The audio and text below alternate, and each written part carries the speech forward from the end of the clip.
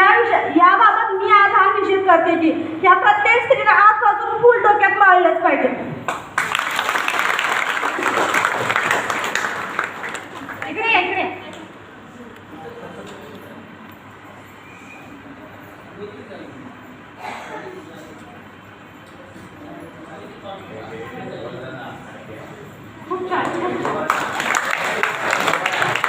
मला हा अनुभव अशा म्हणजे प्रकारे आला की मला एका म्हणजे आमच्याच गल्लीत एका 2-3 महिला पुरुषांनी विचारलं होतं की तुमची सभा कशाबद्दल आहे आणि तुमच्या सभेचा विषय काय आहे.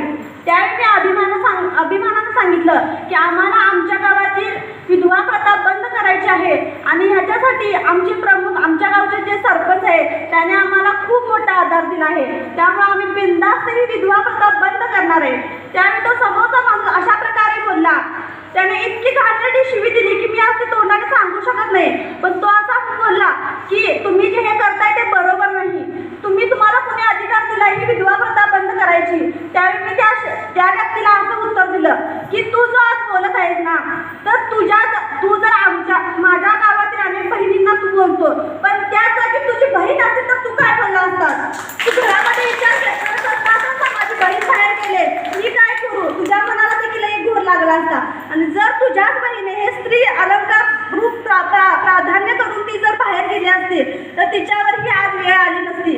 आणि त्याच स्त्रियांना प्राधान्य देण्यासाठी मी आज इथं उभा आहे.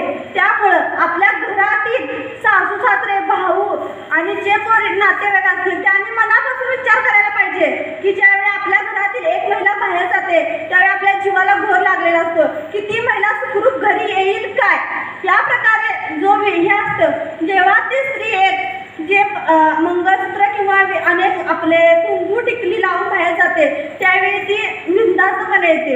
माझ्याच बाबतीत घडलेला कालचा एक प्रसंग सांगते. मी भावाला राखी बांधून येत असताना गावामध्ये भरपूर पाऊस होता. त्यामुळे माझं लहान बाळ आहे त्याला मी घेऊन गारगुड एसटीने प्रवास करून इकडे कोल्हापूर एसटीमध्ये बसले होते आणि माझं जे मंगळसूत्र आहे ते पूर्ण साडीच्या आत गेलं होतं आणि किमान 70 वर्षाचा पुरुष मला समोरच्या बाकड्यावर बसला होता. तो माझ्याकडे इतक्या घाणेरड्या नजरेने बघत होता की माझ्या पाठीमागच्या मैत्रिणीने मला सांगितलं की ताई तो पुरुष तुमच्याकडे एका अत्यंत घाणेरड्या नजरेने बघत आहे. मी माझ्या बाळाचं डोकं माझ्या पर्सवर ठेवलं, त्याच्या समोर गेले आणि त्याला एका शब्दातच सांगितलं तुला जर स्त्रियांच्याकडे बघायचं असेल ना तर तुझ्या घरातील आई बहीण बायको त्यांना समोर बसव आणि त्यांच्याकडे बघ.